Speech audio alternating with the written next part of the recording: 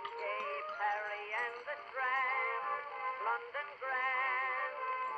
Softly the other replied, I know a place to his side, and though I roam, it is my home, sweet home, Uncle Sam is right. Take me back to New York town, New York town, New York town. That's where I long to be, with the friends. Well, hello everyone. Welcome back to my channel where I like to summarize and analyze books, among other things. Tonight we are diving into The Great Gatsby, written by F. Scott Fitzgerald and first published in 1925.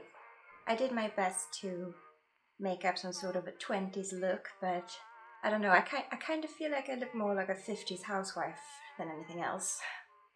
But you know, we tried.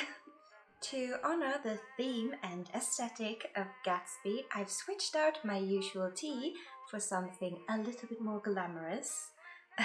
Alcohol-free, of course. We still need to get through the video. So, why don't you all join me with a beverage of your choice, and let's just get into it.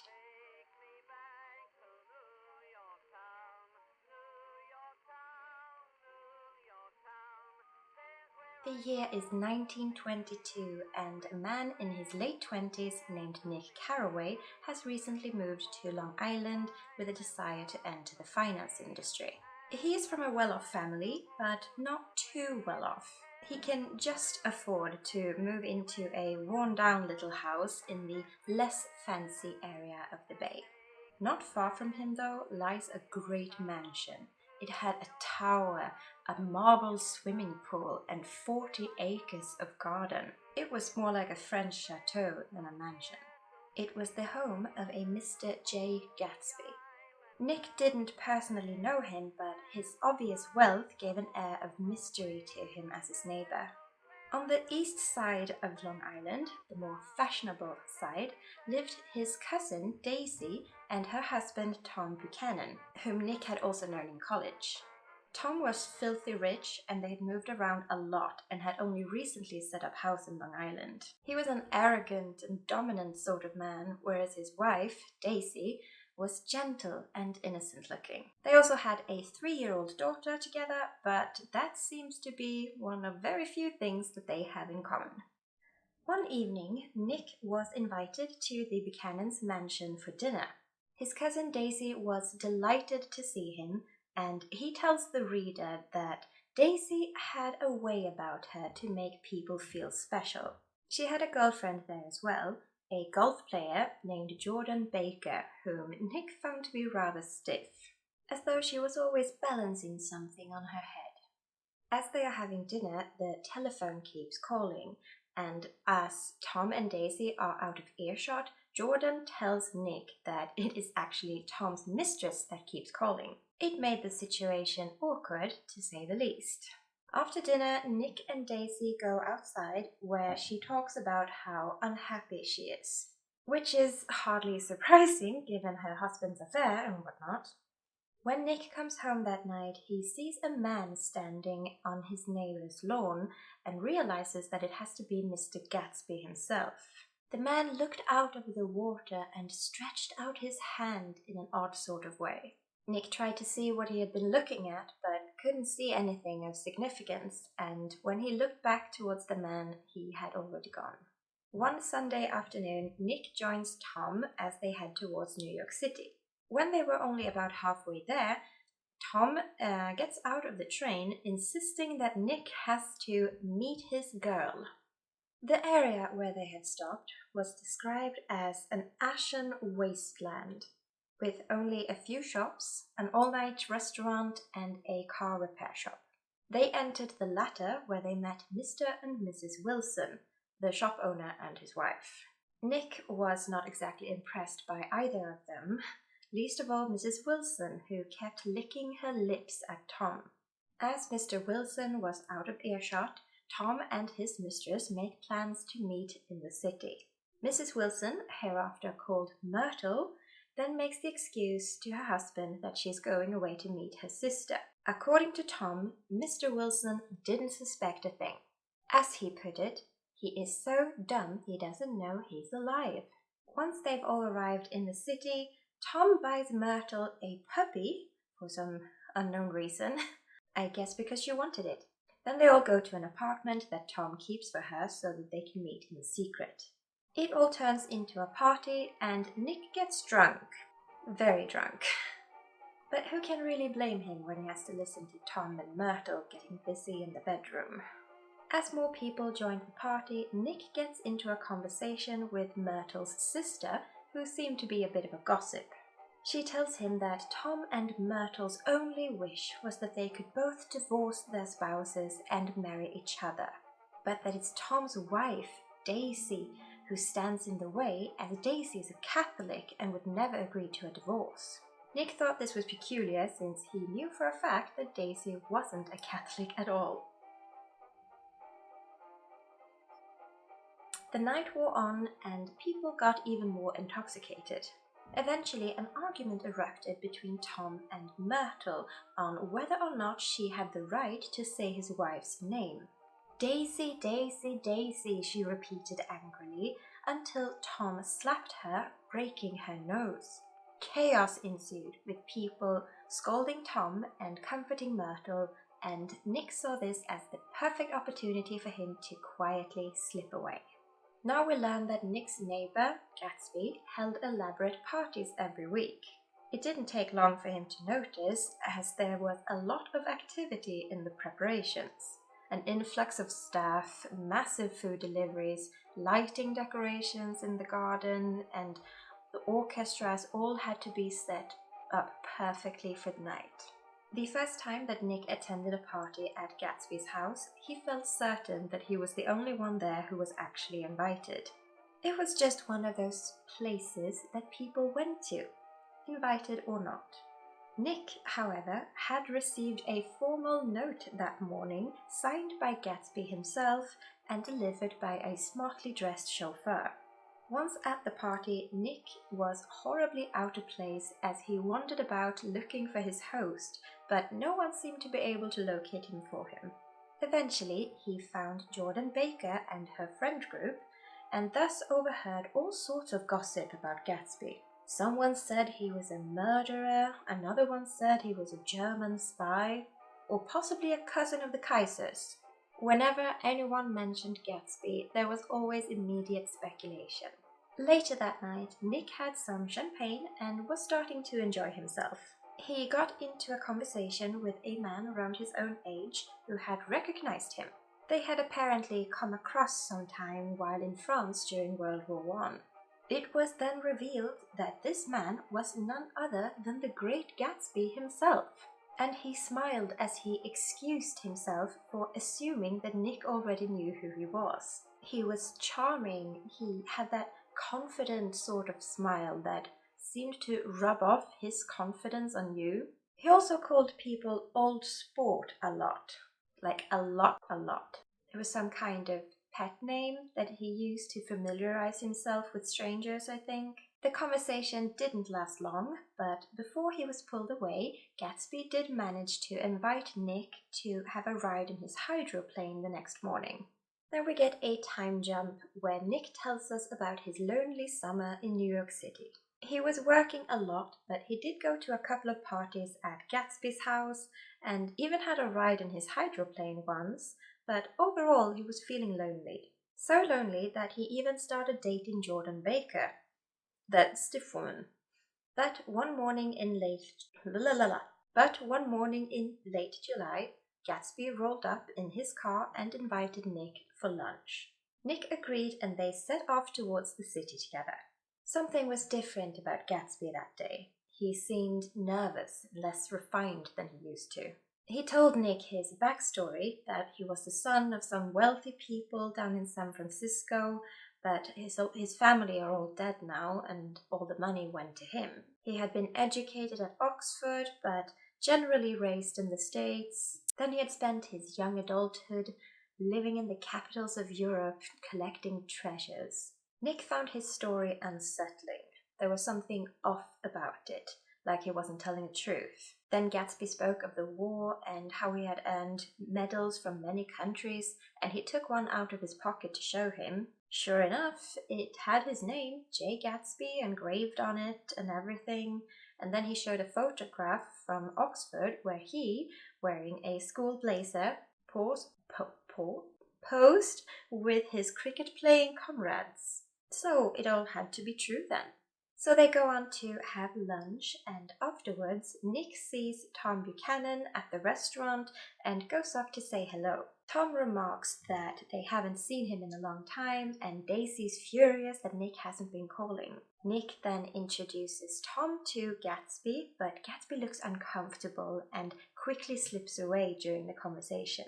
Later that same afternoon, Nick has tea at the Plaza Hotel with Jordan. She tells him of an encounter back in 1917 when she had seen Daisy in the company of a young officer.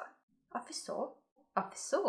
She had seen Daisy in the company of a young officer. They seemed very much in love, but that was the only time she ever saw them together, as the officers then went off to war. Some time later, Daisy was about to marry Tom, and the night before the wedding, she had a hysterical fit. Jordan had found her in her room, drunk and crying, clutching a letter in her hand, slurring that she had changed her mind about the marriage. But they cleaned her up just in time for the wedding. Afterwards, Daisy and Tom had seemed happy for a while, but it wasn't long before Tom started having affairs. It was only recently, when Tom and Daisy had moved to Long Island, that she had heard of him again, given all the lavish parties he was throwing. Daisy had realized it was the same man whom she had loved so long ago. Upon hearing of Jordan's friendship with Daisy, Gatsby had requested her to ask Nick to arrange a meeting between him and Daisy at Nick's house. A convoluted plan, to say the least.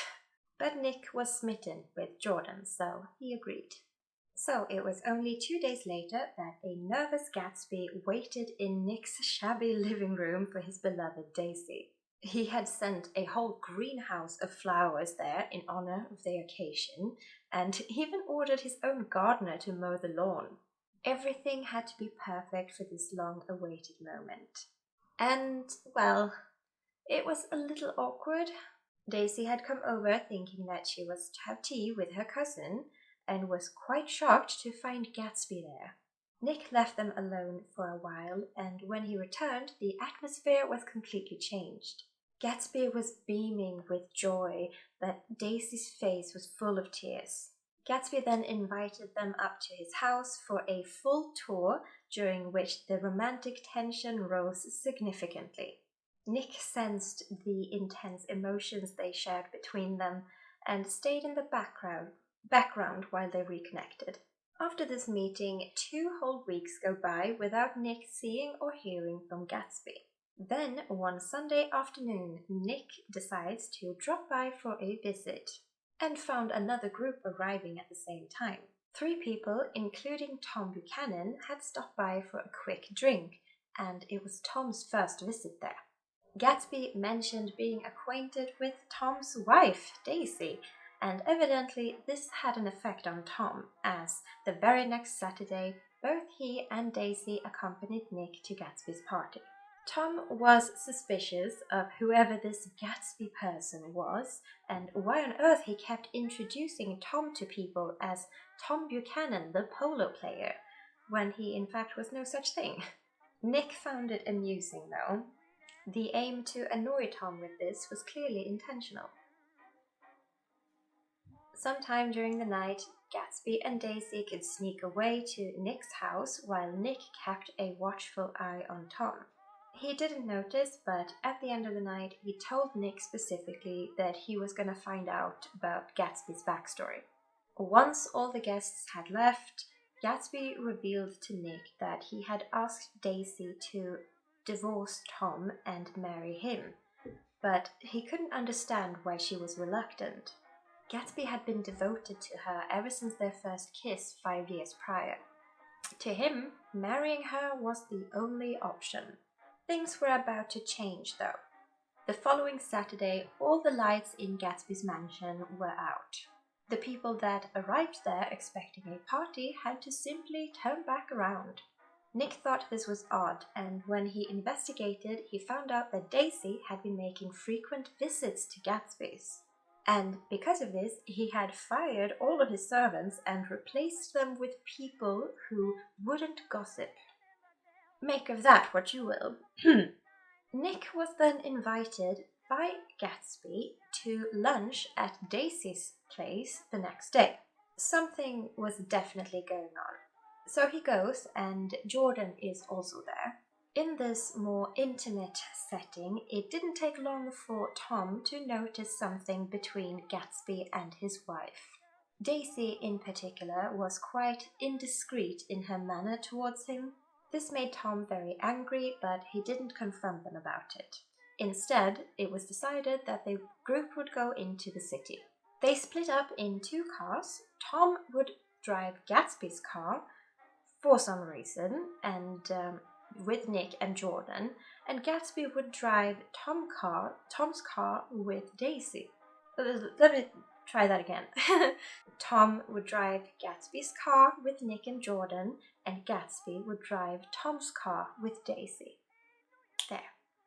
On the way, Tom stops at the Wilsons' car repair shop to get gas. As Mr. Wilson is filling them up, they have a conversation about the Wilsons having decided to leave New York.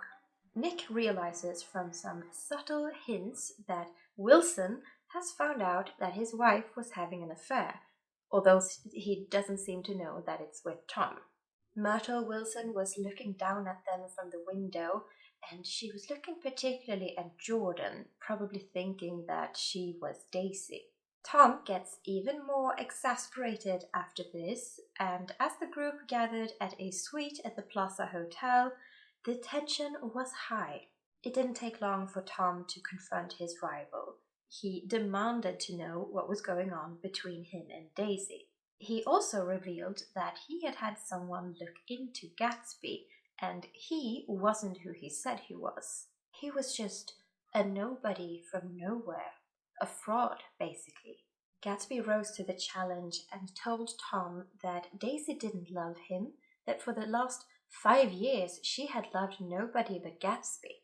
She only married Tom because at the time Gatsby was poor and she couldn't wait for him. He pressured Daisy to confirm this, but she is in distress. She says that at one point she did love Tom, but not anymore, and she will leave him for Gatsby. Tom then turned the tables and started talking about Gatsby's shifty background, that he had made his money on illicit drug trade and bootlegging, and possibly something even worse. Something so bad that Tom's informant couldn't dig it up. People were too scared to talk.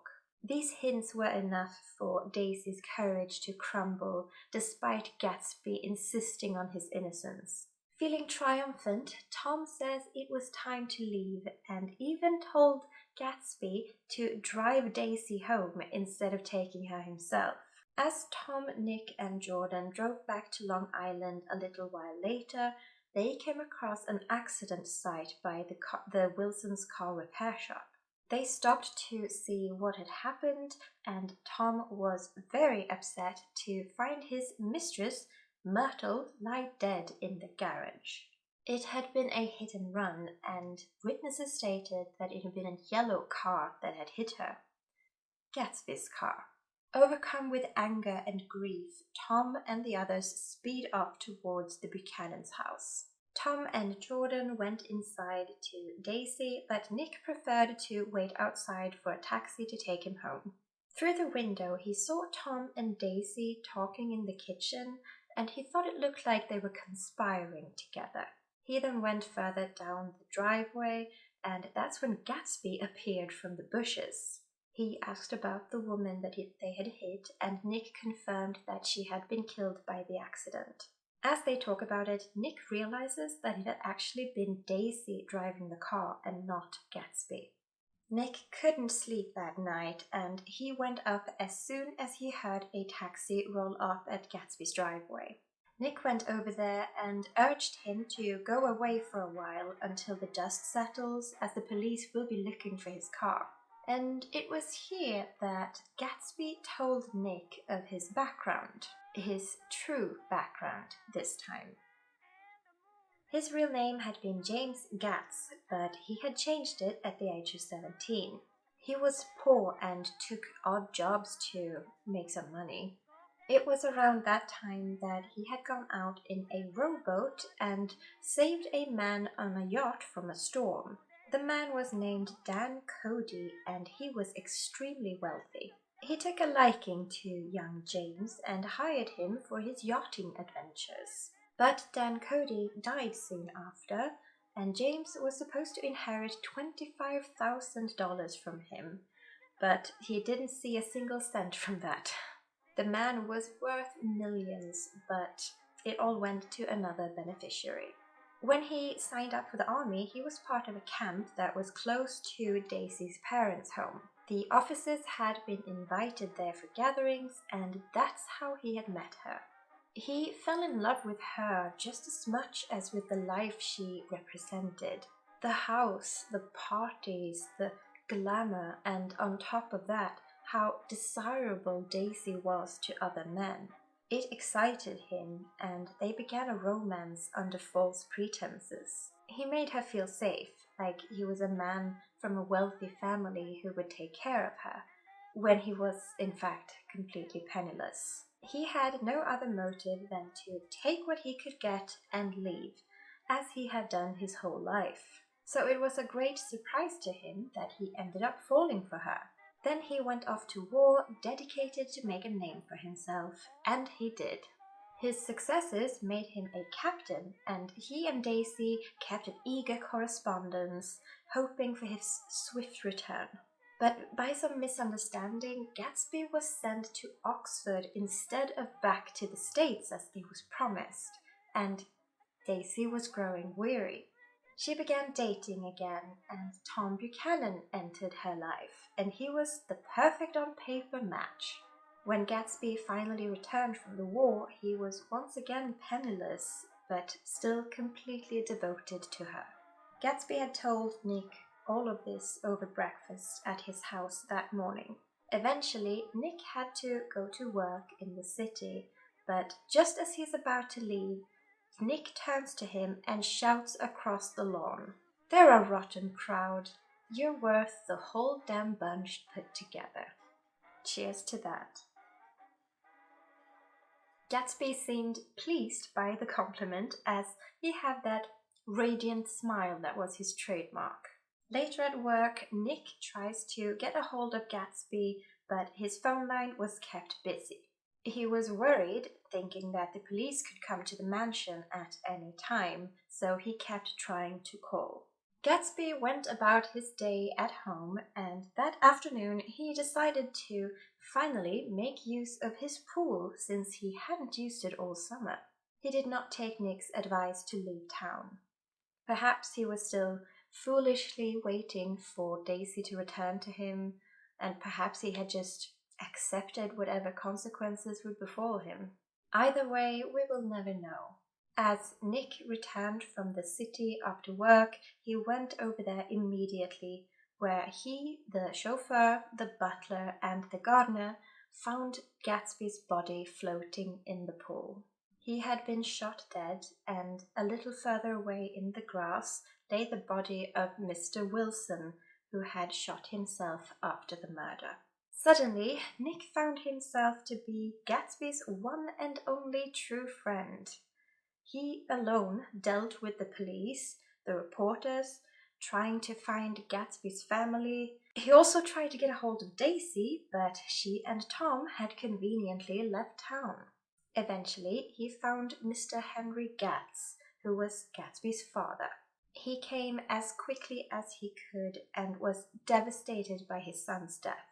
They ended up being the only ones attending the funeral, apart from one elderly man whom Nick had seen drunk at one of Gatsby's parties. After the funeral, Nick decided to cut his losses. He and Jordan broke up, not that it was a very emotional affair. She was, after all, one of the rotten crowd. A month or two later, he ran into Tom on the street in the city. Nick confronted him about his suspicions that it was in fact Tom that had told Wilson that Gatsby was his wife's lover. Tom tried to justify himself. Either he didn't know or didn't care that it was actually his wife that had driven the car. With this realization, Nick parted ways with him forever and soon afterwards left New York altogether. The end.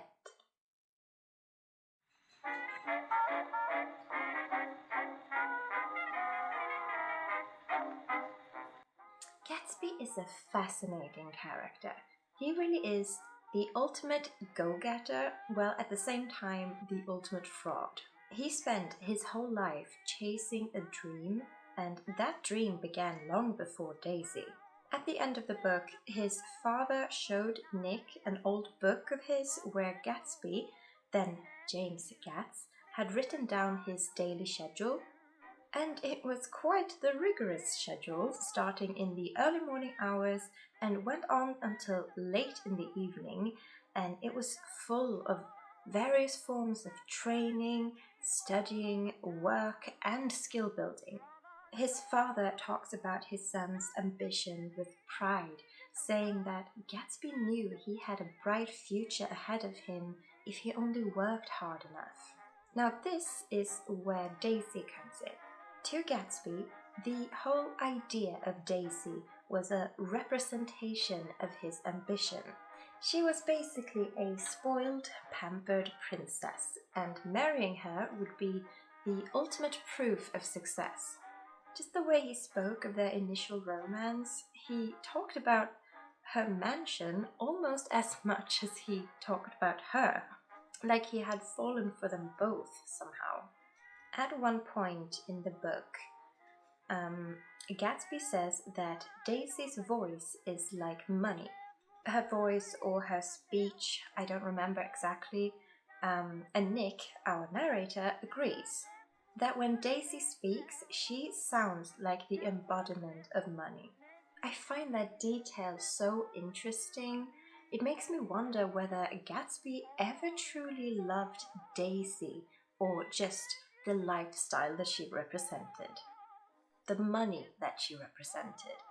All of this ties in so well with the fact that Gatsby never really made close friends. He had his business partner, Wolfheim, whom he had known since he was poor. Wolfheim had basically taken him off the streets and given him work, albeit shady and illegal work. But at the end of the day, that friendship didn't mean much. It was Nick who had taken care of everything after he died. Without Nick, his father would likely not have found out about his death in time for the funeral. I'm certain of this because Nick had to do a lot of digging to find him. Gatsby held his true identity so secret, and the fact that he even shared it with Nick was a bit of an accident. Nick was just a bystander to the whole dramatic affair between Gatsby, Daisy, and Tom, so, the cat was already out of the bag. I think Gatsby was scared to make genuine connections with people, because that's when the facade that is J. Gatsby crumbles, and what is left is just penniless James Gatz, the nobody from nowhere. That's why it's so impactful that Nick didn't really like Gatsby at first, but that changed as he got to know him, when he learned about his true background and Gatsby opened up about everything to him. I really, really love that at least once before he died, he learned how it felt to be liked and appreciated for who he really was. Let's just continue before I get all teary.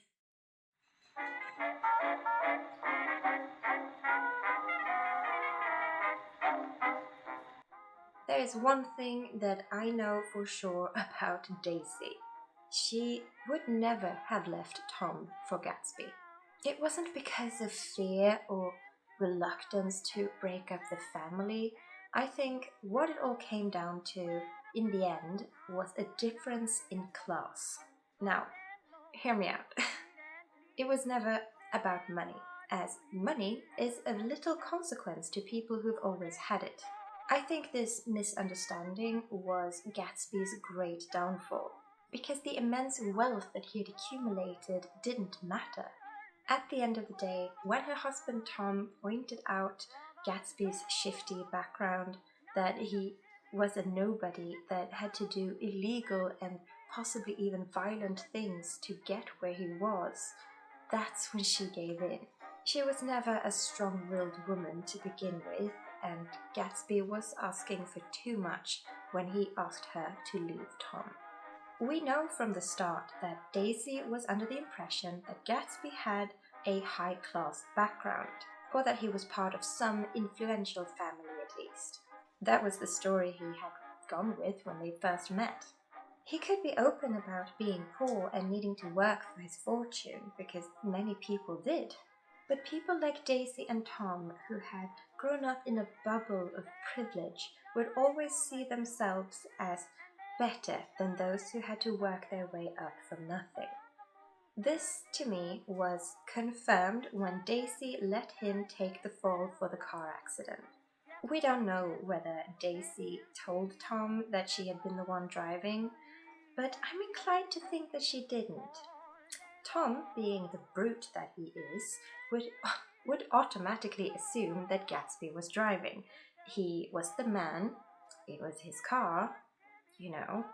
So Daisy would have to actively have told him, and I don't think she had the guts to do that. In any case, she went along with Tom's plan of giving the identity of the car owner to Mr. Wilson. She could never have known the consequences of that, of course, but after Gatsby's tragic death, she could have done something to show that she cared. Answered one of Nick's many messages, maybe? She didn't even send flowers for his funeral. That's how little she cared for a man she had claimed to love. So, what even is love in this story? It is anything between superficial infatuation to undying devotion. All of them are tragic in their own way. Tom and Myrtle are tragic. Tom and Daisy are tragic. Gacy? Daisy and Gatsby are tragic. I kind of botched that, didn't I? And then we get to the end of the story where Nick, our protagonist, ends the romance he had going on with Jordan Baker, having clearly had enough of the rotten crowd.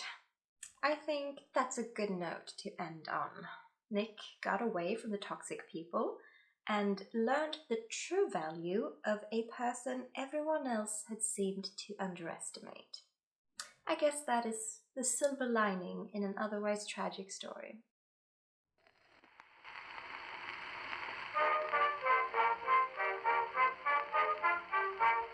I was pleasantly surprised by this book. I didn't expect to like it as much as I ended up doing.